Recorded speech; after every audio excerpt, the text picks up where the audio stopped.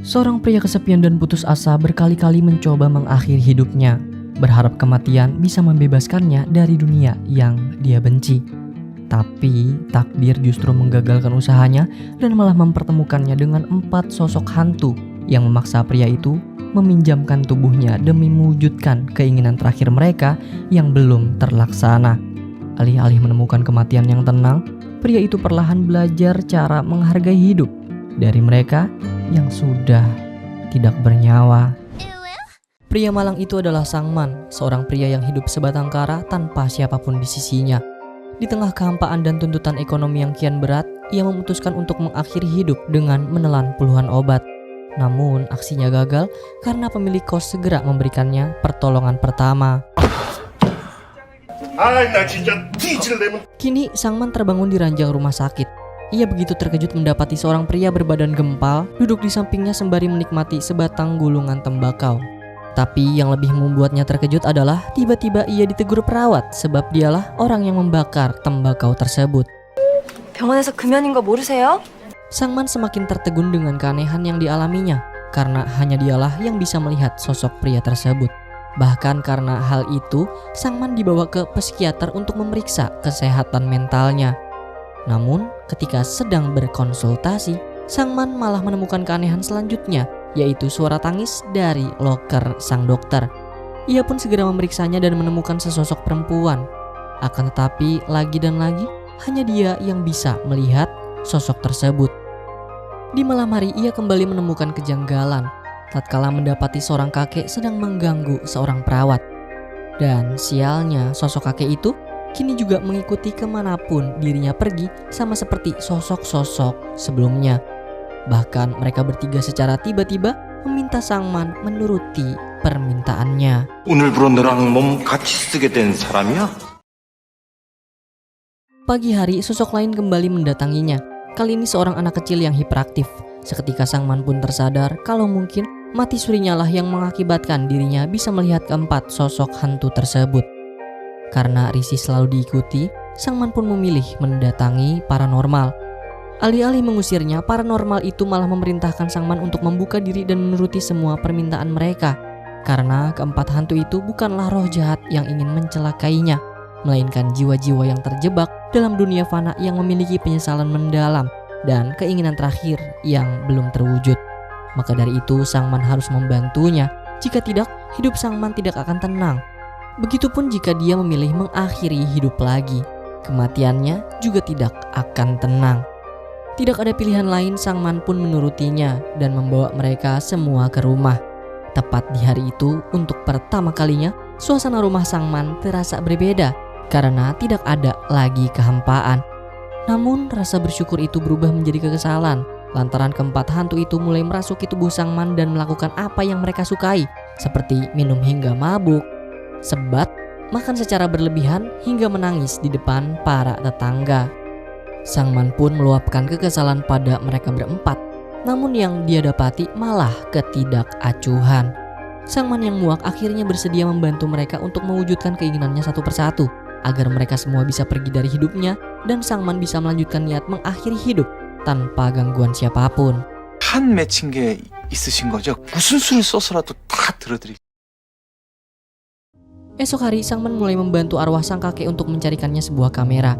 Namun, kamera yang dimaksud bukanlah kamera baru, melainkan kamera tua. Pencarian itu membawa Sangman menemui banyak orang. Mulai dari polisi yang menyimpan kamera itu, seorang kakek tua pasien rumah sakit, hingga seorang perawat cantik yang memikat hati Sangman. Menyadari Sangman jatuh hati pada perawat itu, arwah sang kakek pun merasuki tubuhnya dan mulai menggodanya.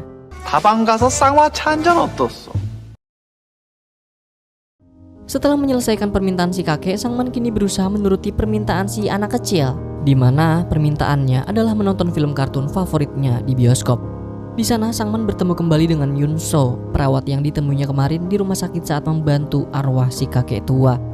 Sama seperti sebelumnya, Sangman pun harus dibuat malu lantaran arwah si bocah merasuki tubuhnya dan terus mengganggu anak kecil yang dibawa Yun So. Apalagi Yun So merasa ilfil ketika melihat Sangman menghabiskan beberapa mangkuk makanan dalam waktu singkat layaknya orang aneh yang kelaparan. 아저씨 한 그릇 더 먹을 수 있어. 한 그릇 더? Puncaknya ketika Sangman berhasil memenangkan lotre, ia berniat memberi hadiahnya ke anak yang dibawa Yunso. Namun arwah si bocah kesal hingga berdebat dengan Sangman. Dan hal itu dipergoki Yunso yang membuatnya semakin ilfil lantaran melihat Sangman berbicara sendiri. 저쪽은 하나도 못 뽑았잖아. 나게 사겠구나, 어? 아이고, 좋아라, Setelah menuruti permintaan arwah si bocah, Sangman mencoba menuruti permintaan arwah pria berbadan gempal. Tapi kali ini permintaannya sangat ekstrim, yaitu mengambil mobil dambaannya di sebuah penampungan mobil tua. Sayang, aksi Sangman dipergoki oleh pemilik tempat tersebut sehingga memaksanya menghindari kejaran si pemilik yang kebetulan sedang frustasi karena dicampakkan oleh sang istri.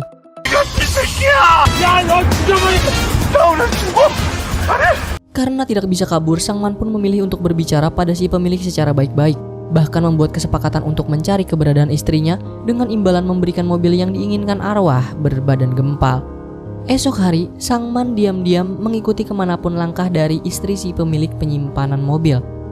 Akhirnya ia tiba di sebuah rumah sakit, hingga di sana Sangman mengetahui kalau si istri mengidap kanker paru-paru stadium akhir dan tengah mengandung. Ironisnya, dia tidaklah mencampakkan suaminya, tetapi meninggalkannya sementara waktu agar dirinya bisa menyelamatkan janin dalam kandungannya. Karena jika tetap bersama suaminya, kemungkinan besar calon buah hatinya tidak akan selamat, sebab sang suami merupakan perokok aktif. Fakta menyakitkan itu pun Sangman sampaikan ke pemilik penampungan mobil. Dengan rasa penyesalan yang mendalam, ia meminta maaf pada sang istri atas semua kesalahan dan kebiasaan buruknya. Sesuai kesepakatan, ia pun memberikan mobil yang diinginkan arwah pria gempal kepada Sangman. Ternyata mobil tersebut adalah mobil sebuah taksi tua. Dengan perasaan senang, arwah itu pun membawa Sangman mengendarai taksi itu jalan-jalan ke sebuah pantai.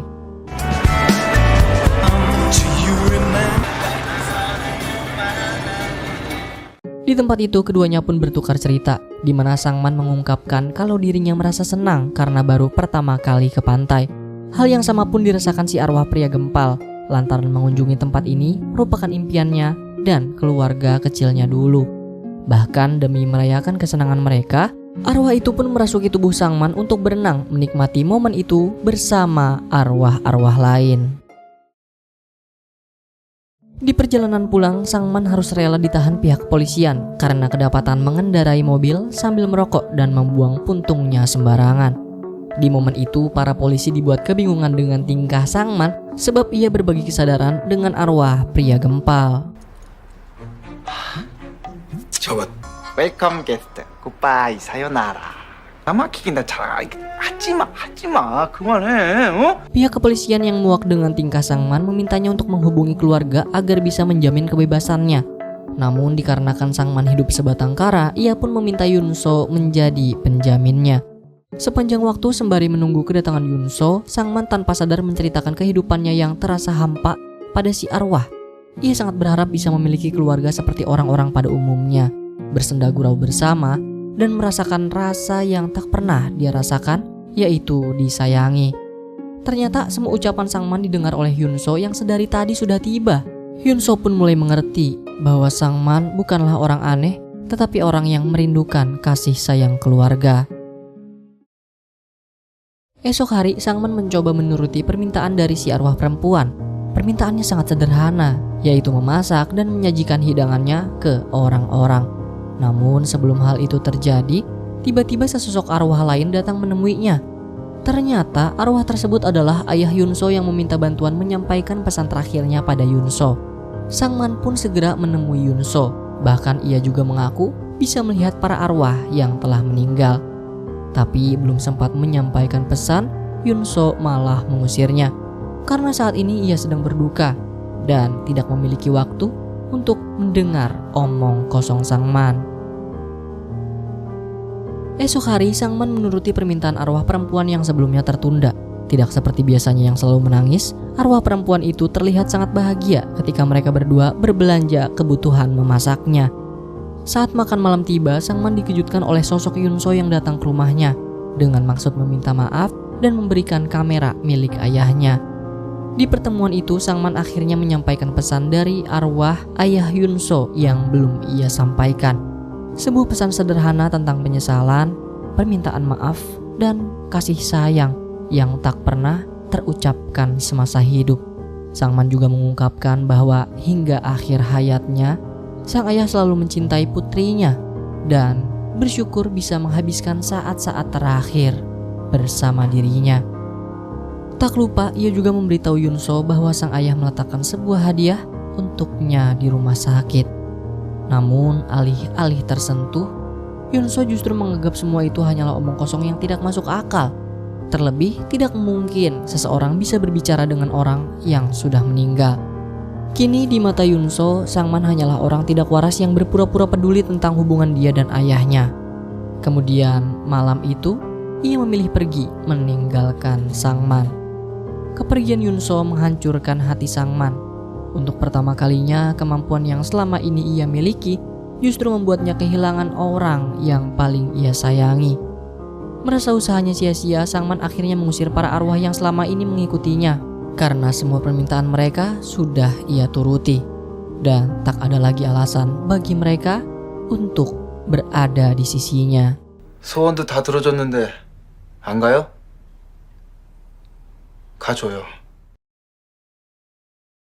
Setelah ditinggalkan Yunso, Sangman kembali tenggelam dalam hidup yang hampa tanpa harapan. Bahkan ia kembali mempertimbangkan untuk mengakhiri hidupnya seperti dulu. Namun di saat terakhir, ingatannya terus kembali kepada Yunso dan momen-momen singkat yang pernah mereka lalui bersama. Di sisi lain, Yunso akhirnya menemukan hadiah yang pernah disebutkan Sangman. Sebuah kotak yang ternyata berisi sepasang sepatu dari ayahnya. Saat itulah ia sadar semua yang dikatakan Sangman selama ini ternyata benar. Ia pun segera meminta maaf saat Sangman mengajaknya makan siang bersama. Di momen itu, Sangman mengaku sempat ingin mengakhiri hidup. Namun untuk pertama kalinya, ia mulai memiliki alasan untuk bertahan. Saat makan bersama, sebuah hal kecil tiba-tiba membangkitkan kenangan yang selama ini terkubur jauh dalam pikirannya. Bahwa gimbap dengan isian seledri adalah makanan yang dulu sering dibuatkan ibunya ketika ia masih kecil. Seketika, ingatan yang hilang selama bertahun-tahun mulai kembali satu demi satu. Bahwasannya, para arwah yang selama ini terus mengikutinya bukanlah orang asing, melainkan arwah keluarganya yang terlibat kecelakaan mengerikan belasan tahun lalu. Dan saat itu, hanya Sangman yang selamat.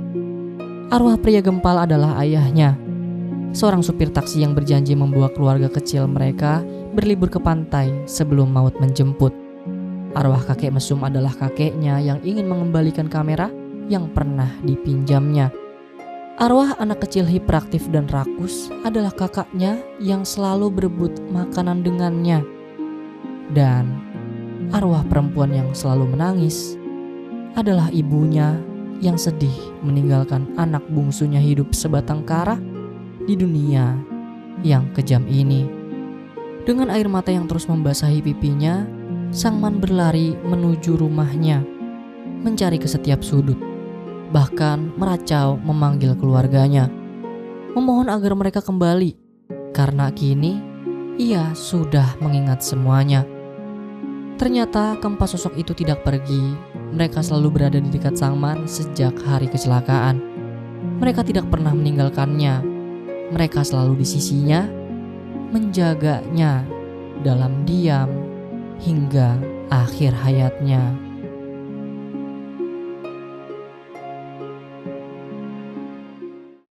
Oke guys, itu dia alur cerita Hello Ghost. Sebenarnya film ini tuh genrenya romantis, komedi, dan drama. Tapi kalau kita telaah, film ini sebenarnya tentang perjuangan batin seseorang. Jujur aja di zaman sekarang, merasa kesepian dan merasa gak ada satupun orang yang peduli sama kehadiran kita tuh pasti sering banget dirasain banyak orang. Dari Sangman, kita bisa mengambil satu pelajaran penting, bahwa kesepian yang kita rasain tuh gak selalu berarti gak ada orang yang sayang sama kita. Kitanya aja yang belum sadar kalau banyak cinta yang selama ini hadir dan mengelilingi hidup kita. Kalau kamu merasa lelah dan ada di posisi Sangman yang merasa kesepian, jangan pernah merasa sendiri. Tengok lagi ke sekelilingmu. dan sadari setiap bentuk kepedulian kecil yang ada